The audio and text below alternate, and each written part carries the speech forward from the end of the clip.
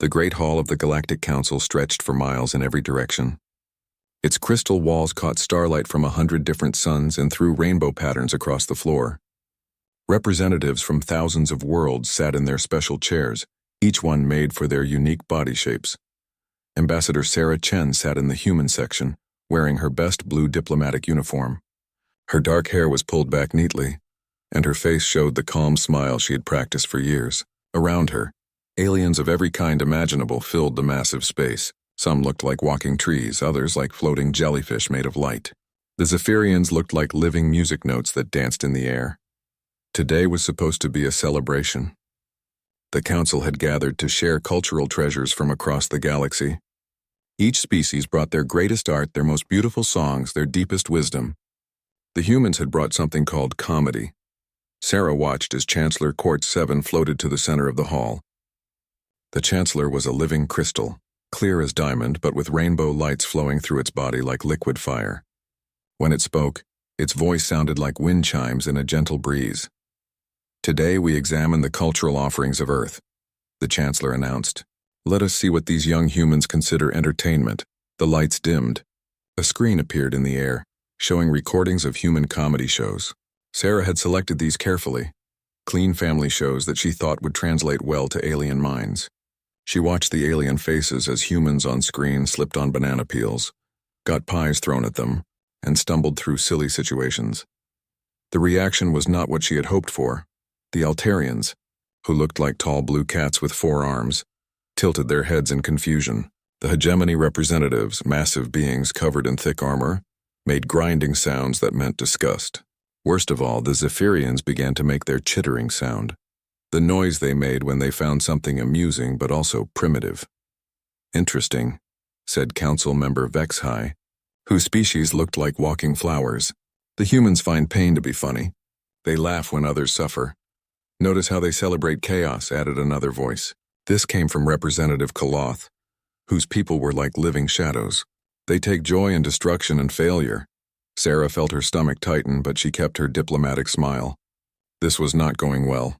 The Chancellor's lights pulsed brighter. "We have studied human entertainment for many cycles. Their stories are filled with violence. Their games involve conflict. Even their children's tales speak of war and death. More recordings played. Action movies where heroes fought villains. Sports where teams competed against each other. Even cartoons where characters hit each other with hammers and fell off cliffs, only to get up and do it again. They find competition amusing," observed the representative from Harmony Prime, a world where all beings shared one peaceful mind. "They actually enjoy watching others lose." Sarah stood up slowly. "Honored council members, I think there might be some misunderstanding." "Silence," the Chancellor commanded, though its voice remained gentle like always. "We have made our decision." The hall fell quiet. Thousands of alien eyes turned toward the crystal being at the center. Sarah felt sweat on her palms, but her face remained calm. "Humanity has shown itself to be fundamentally incompatible with galactic civilization," the Chancellor announced. "Your species celebrates violence, chaos, and the suffering of others. You find humor in pain and joy in conflict. This cannot be allowed to spread among peaceful peoples." Sarah's heart began to beat faster, but she did not move. "Therefore," the Chancellor continued, "all humans will be relocated to cultural rehabilitation centers. You will learn proper behavior from your more evolved neighbors. You will be taught to find joy in harmony, peace, and cooperation instead of in barbarism." The vote was swift. Green lights appeared above each delegation as they agreed. Sarah counted them automatically, a habit from years of diplomatic work. Out of 2,847 species represented, only 12 voted against the measure. Even some of humanity's supposed friends voted yes. "The relocation will begin immediately," the Chancellor said. "Human settlements will be dissolved, and your people will be distributed among rehabilitation facilities across the galaxy. You will be given proper education in civilized behavior." Sarah stood in the sudden quiet that followed. Around her, alien faces showed satisfaction, relief, even happiness. They had solved the human problem. They had saved the galaxy from dangerous primitives who laughed at pain. She walked slowly to the center of the hall. Her footsteps echoed in the vast space. When she reached the speaking platform, she looked up at the thousands of beings watching her. "Honored Council," she said, her voice carrying clearly in the perfect acoustics of the hall. I have a message from Earth. The Chancellor's lights swirled. Speak your final words as a free human, Ambassador Chen. Sarah reached into her jacket and pulled out a small device. It looked like nothing more than a simple communication unit. She pressed a single button. Protocol Omega, she said quietly into the device. The masquerade is over. Then she looked up at the council with the same calm smile she had worn for 5 years of diplomatic service. But something in her eyes had changed. The aliens in the front rows shifted uncomfortably, though they could not say why. Thank you for your decision, Sarah said. It makes things much simpler for us. What do you mean? Asked Chancellor Court 7. Sarah's smile widened just a little.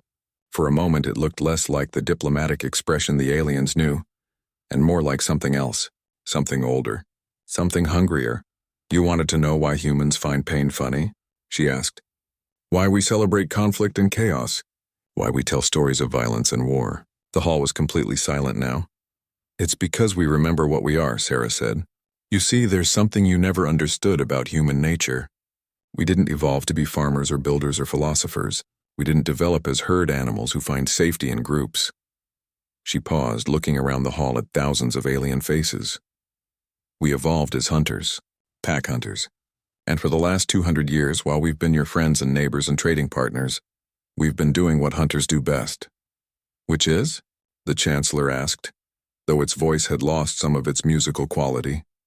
Learning everything about our prey, Sarah said. The diplomatic smile finally faded from her face entirely. What replaced it was something that made every predator instinct in the hall scream warnings. Every cultural exchange was reconnaissance.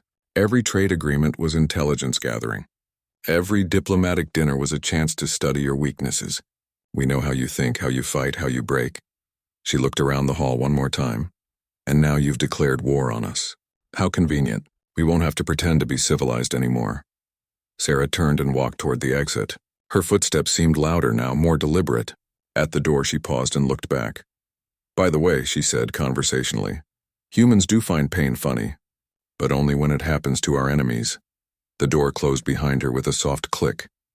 In the great hall, 2,147 species sat in perfect silence. Outside, the stars continued to shine, but somehow the light seemed colder than it had been just moments before, and across the galaxy, on thousands of human worlds, the laughter stopped. Captain Veltar stood on the bridge of his ship, staring at the screen in disbelief. The scanner showed nothing but empty space where New Terra should have been. Not destroyed, just empty, as if the human colony had never existed at all. Veltar was Altarian, tall and blue with 4 arms that now hung limp at his sides. He had visited New Terra many times during trade missions. The human colony had been home to 3 million people. Farmers, miners, teachers, children. Now there was nothing but the star and empty planets orbiting it like they had for millions of years. Sir, said his communications officer, a nervous Zephyrian whose musical voice shook with fear, I'm getting the same readings from all human settlements in this sector. No life signs. No energy signatures. No responses to our calls. Veltar's second-in-command, Commander Yithka, floated beside him. The hegemony officer's armored form cast shadows on the bridge. Perhaps they evacuated when they heard about the Council's decision. All of them? Veltar asked. Every human world in the galaxy? At exactly the same time? Without anyone seeing them leave? The bridge fell silent except for the quiet humming of ship systems. Veltar had been in space for 40 years. He had seen wars, disasters, and mysteries, but this was different. This felt wrong in a way that made his fur stand on end. Take us to Earth, he ordered. The journey to humanity's homeworld took 3 days. During that time, reports came in from across the galaxy. Every human settlement was the same. Empty, clean, but with no signs of the people who had lived there. The buildings were intact. The power was still on. Gardens were still growing. But there were no humans anywhere. On the second day, something even stranger was reported. Long-range sensors had detected activity in the deep space between star systems.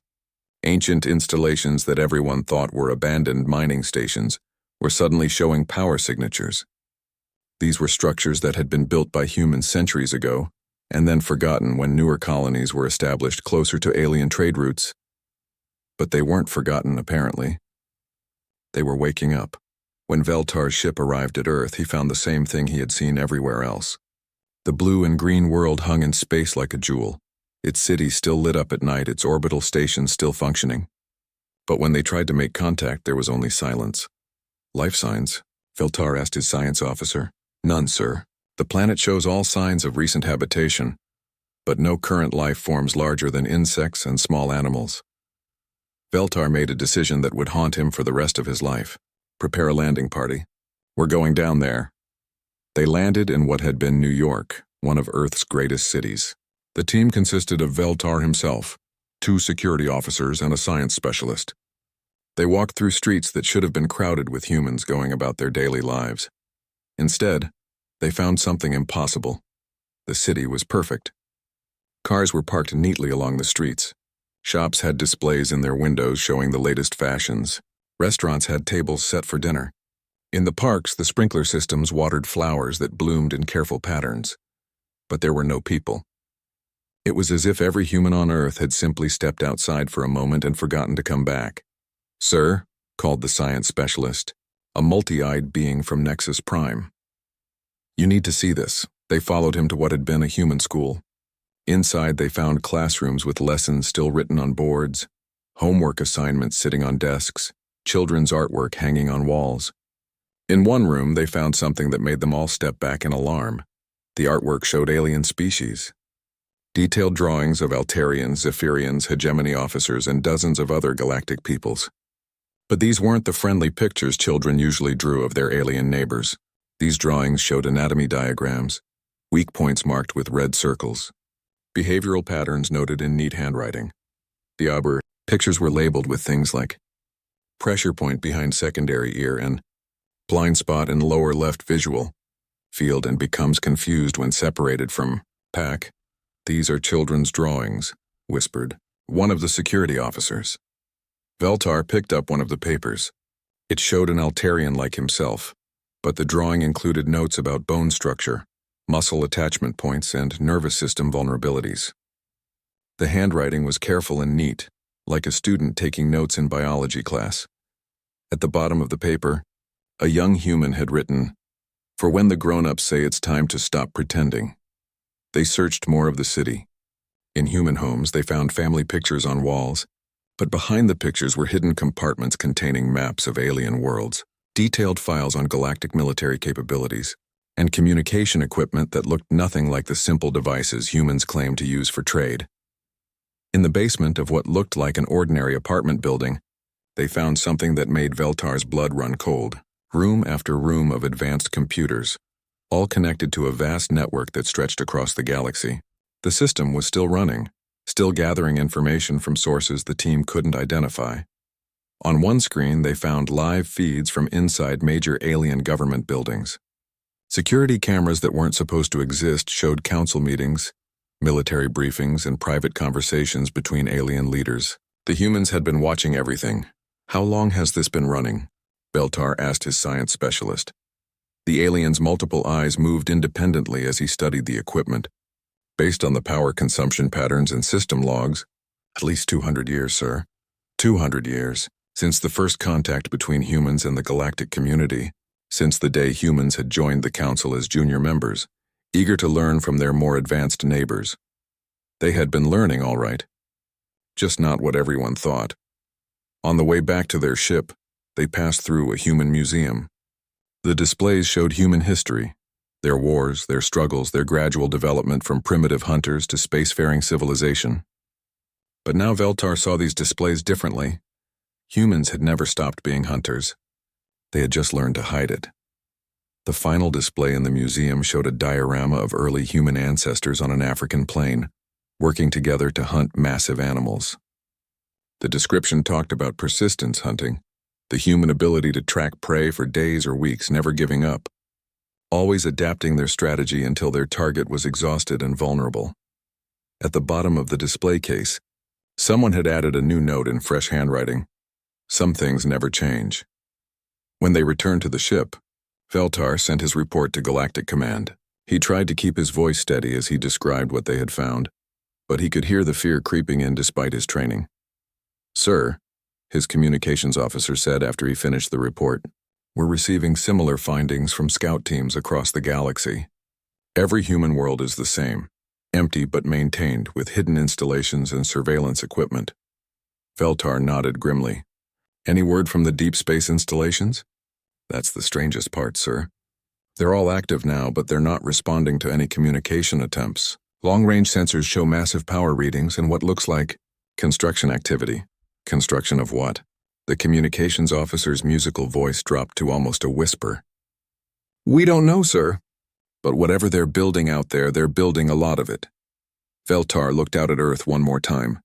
The beautiful blue world continued its ancient rotation, its cities still glowing in the darkness of space. But now he understood that those lights weren't signs of civilization. They were the eyes of a predator, watching and waiting in the dark. Admiral Kexthu had seen many battles in his long career with the Hegemony fleet. He had fought pirates in the Outer Rim, stopped civil wars on 3 different worlds, and kept peace across hundreds of star systems. But he had never seen anything like this. The massive Hegemony warship Eternal Strength hung in space near what used to be the human border. Around it, the wreckage of 12 other warships drifted like dead metal flowers. They had been the 5th Patrol Fleet, 300 of the most advanced ships in the galaxy, crewed by the best officers from a dozen species.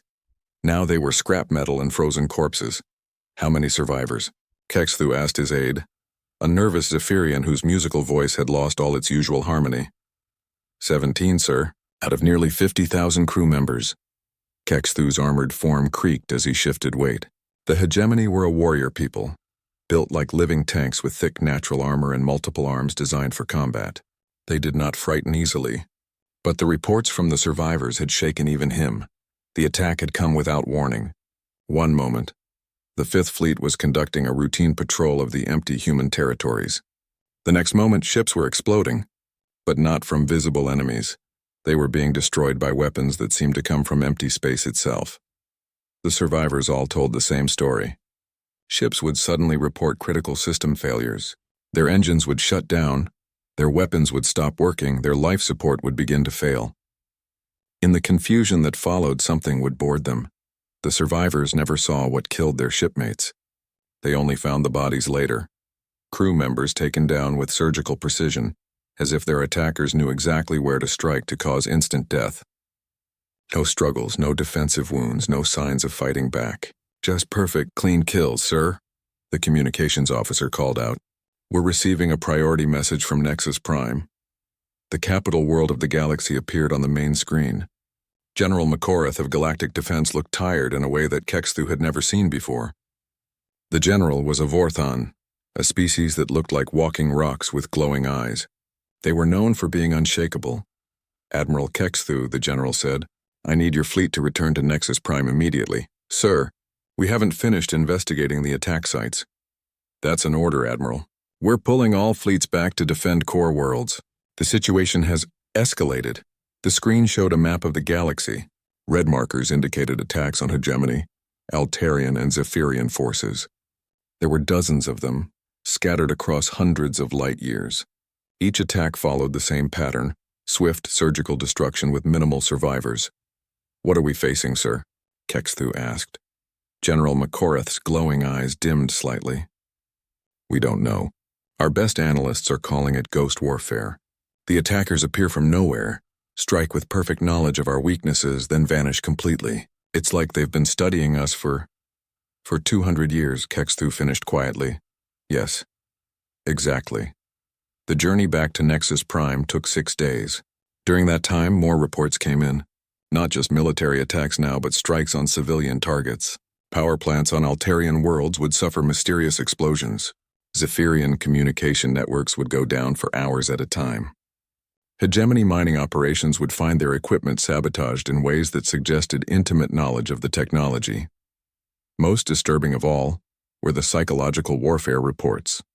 Citizens across the galaxy were reporting strange experiences, feelings of being watched, sounds in the darkness, glimpses of figures that vanished when looked at directly. Security cameras would malfunction at crucial moments. Guards would be found unconscious with no memory of what had happened to them. The humans weren't just attacking military targets. They were teaching the galaxy to be afraid. When Kexthu's fleet arrived at Nexus Prime, he found the capital world in a state of barely controlled panic. The planet's massive orbital defenses were fully active, creating a web of energy shields and weapons platforms. Patrol ships moved in constant patterns around the world, their crews jumping at every sensor ghost. In the Galactic Defense Headquarters, Kexthu met with the other fleet commanders. They came from every major species, proud Altarians, wise Vorthons, harmony-loving beings from dozens of peaceful worlds. All of them looked like they hadn't slept in days. Dr. Kethra, the galaxy's leading expert on alien psychology, gave the briefing. The elderly Nexan's tentacles moved nervously as she spoke. "We've been analyzing the attack patterns," she said, "and we've reached some disturbing conclusions." The room fell silent. The humans aren't fighting randomly. Every target they've hit serves a specific purpose. They're not trying to destroy us, they're trying to isolate us. She activated a holographic display showing the galaxy. "Notice how they've targeted communication relays here, here, and here. They're cutting off contact between our worlds. The power plant attacks have created energy shortages that force planets to focus on basic survival instead of military coordination. The psychological warfare is keeping civilian populations from thinking clearly." Admiral Yethka of the Altarian fleet leaned forward. "What's their endgame?" Dr. Kethra's tentacles curled tighter. "I believe they're preparing us for something. Every species has a different breaking point, different fears, different ways they react under extreme stress. The humans have been studying these reactions for centuries." She paused, looking around the room at the assembled officers. "They're not fighting a war. They're conducting an experiment. We are their test subjects." The implications hit the room like a physical blow. These weren't random attacks by angry humans seeking revenge. This was something far more sophisticated and terrifying. A calculated campaign designed to reduce the galaxy's greatest civilizations to lab rats. "There's more," Dr. Kethra continued. "We've detected a pattern in their target selection. They're not hitting our strongest defenses first. They're targeting the systems that make us feel safe. Trade routes, communication networks, routine patrols. They want us to understand that nowhere is truly secure." Commander Vrex of the Vorthon Defense Corps spoke up. "How do we fight an enemy we can't see?" "That's just it," Dr. Kethra said quietly. "I don't think they want us to fight. I think they want us to surrender." The meeting continued for hours, but no one had any real answers. How do you plan a defense against an enemy that had been studying your every weakness for 2 centuries? How do you fight ghosts that could appear anywhere and strike with perfect precision? As the commanders filed out to return to their ships, Kexthu remained behind. He looked out the window at the stars, thinking about all the years he had known humans. Ambassador Chen had attended his promotion ceremony. He had shared drinks with human traders, laughed at their strange jokes, even been to a human wedding once. All of it had been a lie. Every smile, every handshake, every moment of friendship had been part of a vast intelligence-gathering operation. The humans had been taking notes the entire time, learning how to break them all. His aide appeared beside him. "Sir, your orders?" Kexthu continued staring at the stars. "Signal all hegemony fleets, full defensive positions around our core worlds, and send a message to all civilian populations and stay indoors after dark. Report anything unusual immediately." "Yes, sir. Anything else?" Kexthu was quiet for a long moment. In the distance, a shooting star streaked across the sky. Once he would have thought it was beautiful. Now he wondered if it was a human ship watching them from the darkness. "Yes," he said finally. "Pray that whatever the humans are planning, they finish it quickly. The waiting is worse than the fighting." Above Nexus Prime, the stars looked the same as they always had. But now everyone knew that somewhere in that vast darkness, humanity was watching, learning, and preparing for whatever came next. And the galaxy was discovering what it felt like to be prey. The first human ship appeared above Zephyros Prime at exactly midnight local time. It didn't decloak or emerge from faster-than-light travel. It simply wasn't there one moment and was there the next, as if it had been waiting in the space between seconds. Chancellor Melody of Stars watched from the Crystal Observatory as her world's orbital defenses tried to lock onto the intruder. The weapons couldn't find a target. Their sensors showed empty space where their eyes clearly saw a ship. The vessel hung there like a dark star, casting shadows that seemed too deep for the light it blocked. The Zephyrians had always been proud of their crystalline cities. Their buildings grew like living music, each one shaped by harmonic frequencies that had taken centuries to perfect. The structures weren't just beautiful, they were alive, resonating with the natural frequencies of their people's bodies and minds. To damage a Zephyrian building was to hurt the people inside. The humans had learned this, of course. They had learned everything. The ship began to sing. At first, it sounded almost like Zephyrian music, complex harmonic patterns that made the crystal spires of the capital city vibrate in response. The population felt the familiar comfort of home frequencies washing over them. Some even came outside to listen, thinking it might be some kind of greeting. Then the frequencies shifted. What had been harmonious became discordant. The resonance that had once soothed Zephyrian minds now felt like needles in their thoughts. The living crystal buildings began to crack as the sound waves found the exact frequencies that would shatter their molecular bonds. Chancellor Melody of Stars watched in horror as her civilization came apart, not destroyed by bombs or energy weapons, but undone by sound itself. The very thing that her people had used to build their world was now being used to tear it down. The humans had taken the Zephyrians' greatest strength and turned it into their greatest weakness. But this was only the beginning. On Nexus Prime, General Makorath received reports from across the galaxy. Every major species was being attacked, but not in ways they could fight back against. The assaults were surgical, precise, and designed specifically for each target's psychology and biology. The Altarian home fleet had been scattered when human ships appeared using impossible flight patterns. The Altarians were proud of their coordination. Their forearms allowed them to pilot ships with unmatched precision, and their military formations were considered works of art. But the human ships moved in ways that made no tactical sense, flying patterns that seemed random, until the Altarian commanders realized their enemies had been studying their formation responses for decades. Every time the Altarians moved to counter one threat, 3 more would appear in positions that shouldn't have been possible to reach so quickly. The humans weren't just outmaneuvering them. They were demonstrating that they understood Altarian tactical thinking better than the Altarians themselves. The hegemony had fared even worse. Their massive war fleets, built like flying fortresses and crewed by the galaxy's greatest warriors, were being picked apart by enemies they couldn't even see clearly. Human ships would appear just long enough to disable critical systems, then vanish before the hegemony could return fire. It wasn't the destruction that broke them. It was the precision. The humans could have wiped out entire fleets, but instead they left ships crippled and helpless, their crews forced to send distress calls and wait for rescue that might never come. The message was clear. We could kill you all, but we're choosing not to. Yet Dr. Kethra worked frantically in her laboratory, trying to find some pattern in the attacks that might suggest a defense. Her analysis showed the terrifying scope of human preparation. They weren't just using advanced technology, they were using perfect knowledge. Every attack exploited specific weaknesses that most species didn't even know they had. The humans struck at blind spots in sensor networks that had been classified secrets. They used cultural taboos and psychological pressure points that some civilizations had never shared with outsiders. They seemed to understand the internal politics of every government, the personal fears of every military leader, the breaking points of every society. It's impossible, she told General Makorath during their emergency meeting. The level of intelligence they would need. They'd have to have people inside every government, every military, every civilian organization. The general's rocky features shifted in what might have been a grimace. Maybe they did. That was when the second phase began. Across the galaxy, on worlds that thought themselves safe from the mysterious human attacks, ordinary citizens began to disappear. Not all at once, not in dramatic raids, but 1 or 2 at a time.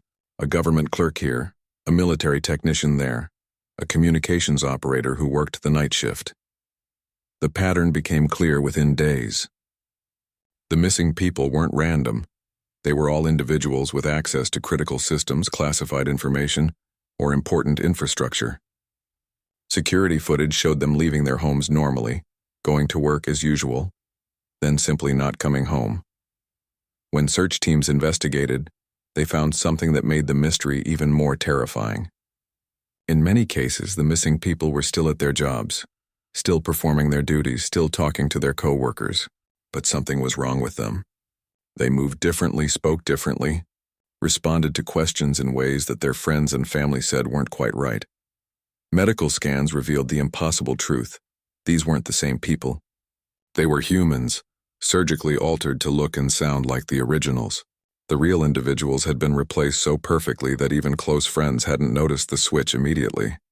The humans hadn't just been watching the galaxy from the outside. They had been living inside it, wearing the faces of trusted citizens for who knew how long. Chancellor Court 7 called an emergency session of the Galactic Council. The Great Hall was only half full. Many representatives were too afraid to leave their homeworlds, while others couldn't be reached due to communication breakdowns. Those who did attend huddled together in small groups, jumping at every shadow. "We must surrender," declared Representative Vexhai, whose flower-like appearance seemed wilted with fear. "They have demonstrated that resistance is impossible." "Surrender to what?" demanded Admiral Yethka. "We don't even know what they want." That was when Sarah Chen walked into the hall. She looked exactly as she had 6 months ago. Neat blue uniform, dark hair pulled back, calm diplomatic smile. But now everyone in the hall could see what they had missed before. The smile never reached her eyes. Her movements were too controlled, too precise. She walked like someone who knew exactly where every potential threat was located and how to neutralize each one. "Honored Council," she said, her voice carrying easily in the acoustic perfect hall. "You asked what we want."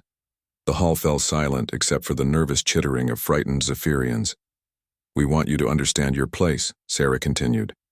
"For 2 centuries you've treated humanity as a junior species, cute primitives who needed guidance from their betters. You found our nature amusing, even charming in its simplicity." She walked to the center of the hall, where the Chancellor's crystal form pulsed with dim, fearful light. "You never bothered to truly study us. If you had, you would have learned that humans are persistence hunters. We don't chase prey until we're tired, we chase it until it's tired. We don't fight until we win. We fight until our enemies can't fight anymore." The holographic displays around the hall came to life, showing star charts of the galaxy. Red markers indicated human attacks, but now the pattern was clear. The attacks weren't random. They formed a spiral moving inward toward the core worlds, applying pressure at precisely calculated intervals. "We've been hurting you," Sarah explained conversationally. "Cutting off escape routes, isolating your fleets, breaking down your communication networks. Not to destroy you, but to make you understand that resistance is pointless." She gestured to the displays. "Every attack was designed to teach you something about yourselves." The Zephyrians learned that their greatest beauty could become their greatest weakness. The Altarians discovered that their perfect coordination meant nothing against an enemy who understood their patterns. The hegemony found out that their massive strength was useless when they couldn't find a target. Chancellor Court 7's lights flickered weakly. What do you want from us?" Sarah's smile widened slightly, and for a moment it looked almost genuine, almost human. "We want you to remember this feeling," she said. "The helplessness, the fear, the knowledge that everything you thought you knew about reality was wrong. We want you to carry that with you for the rest of your lives." She turned to leave, then paused at the door. "Oh, and one more thing. We're not done yet. This was just the opening move. The real hunt begins now." The door closed behind her with a soft click, leaving the council in silence that stretched like a held breath. Outside, the stars continued their ancient dance, but now everyone knew that among those points of light, humanity was moving with purpose and patience. The galaxy's apex predators had revealed themselves at last, and their prey was beginning to understand that the chase was just beginning. 6 months after humanity revealed itself, the galaxy had learned to live in silence. On Zephyros Prime, the survivors had rebuilt their cities using new frequencies, harmonic patterns that humans had provided after the original crystal spires had been reduced to singing sand. The new buildings were beautiful but different, their music carrying an undertone that reminded everyone who now controlled the symphony of their lives. Chancellor Melody of Stars stood in her rebuilt office, looking out at a city that sang with human permission. The reconstruction had been swift and efficient. Human engineering teams had worked alongside Zephyrian builders, their knowledge of crystal harmonics surprisingly complete. They had fixed what they had broken, but they had also improved it, adding resonance chambers and acoustic systems that the Zephyrians had never thought possible. The improvements came with a price, of course. Everything did now. The new crystal structures could sing beautifully, but they could also be silenced instantly if the humans chose.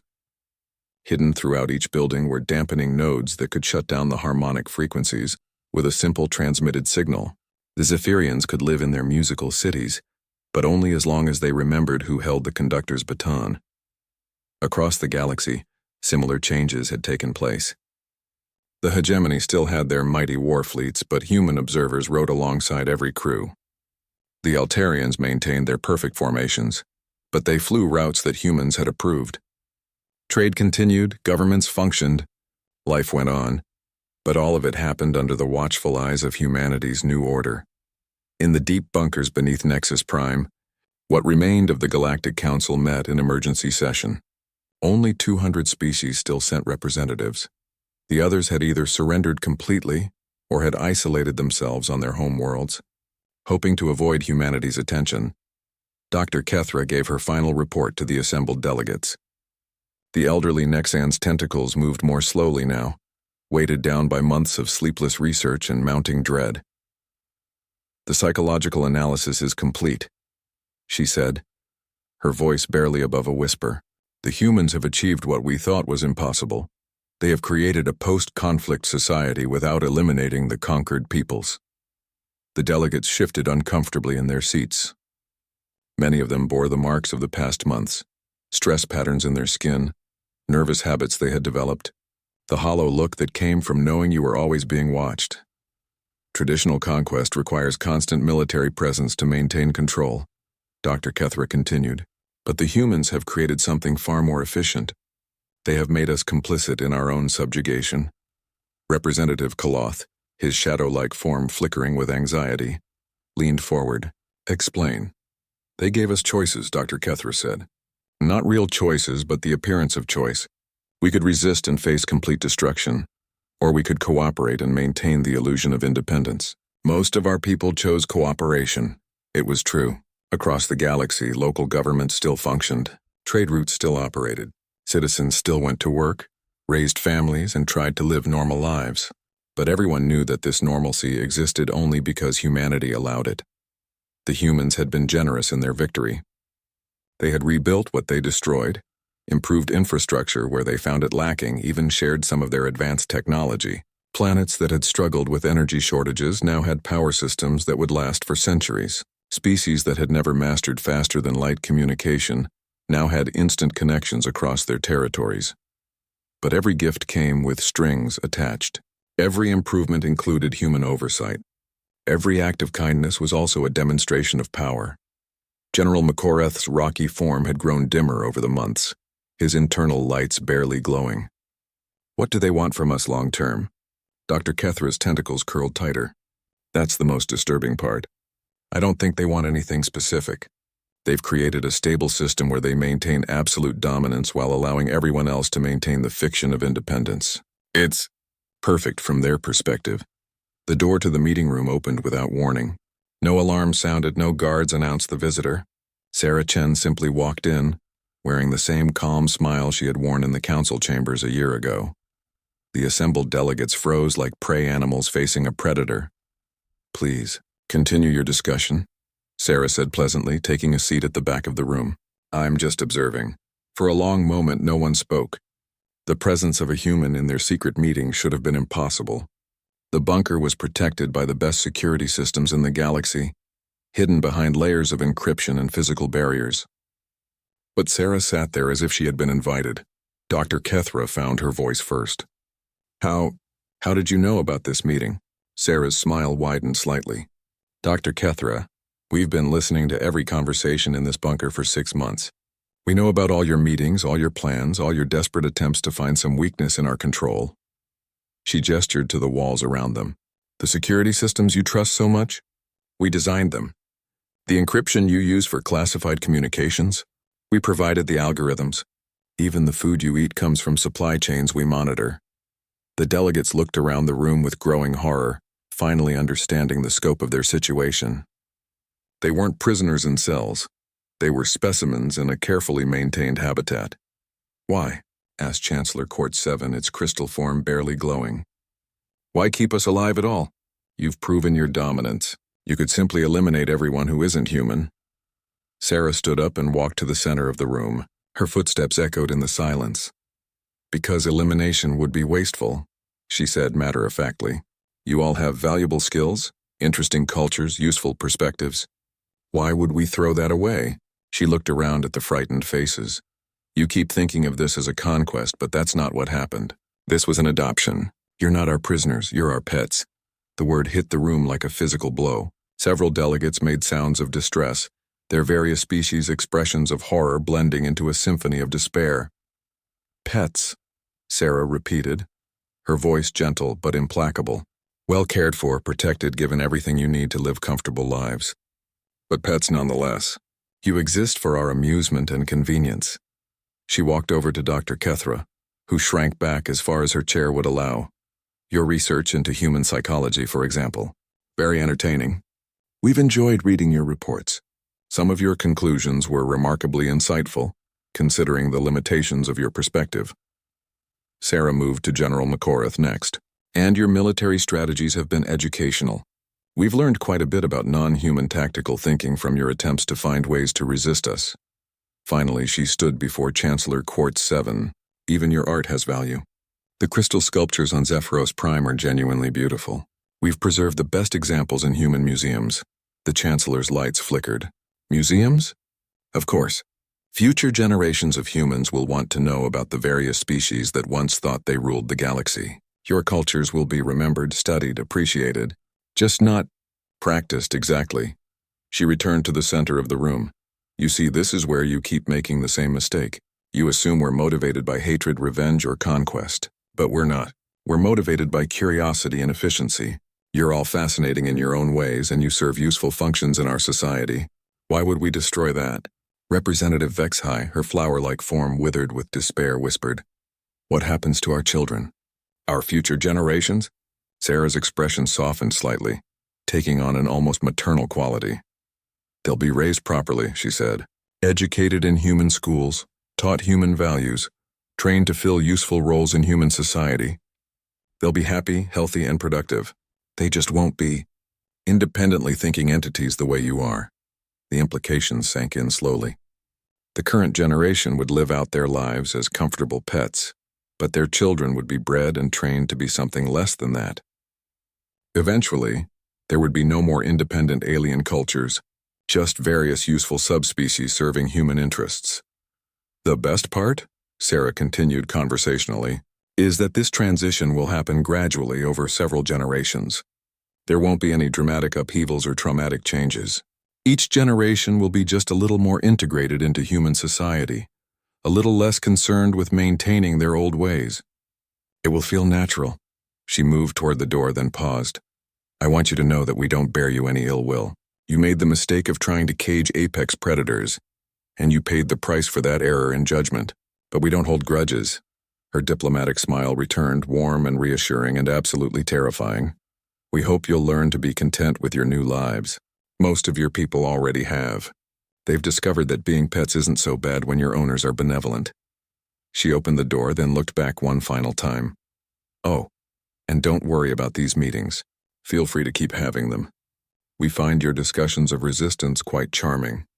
Sometimes we even implement your suggestions when they would improve your quality of life.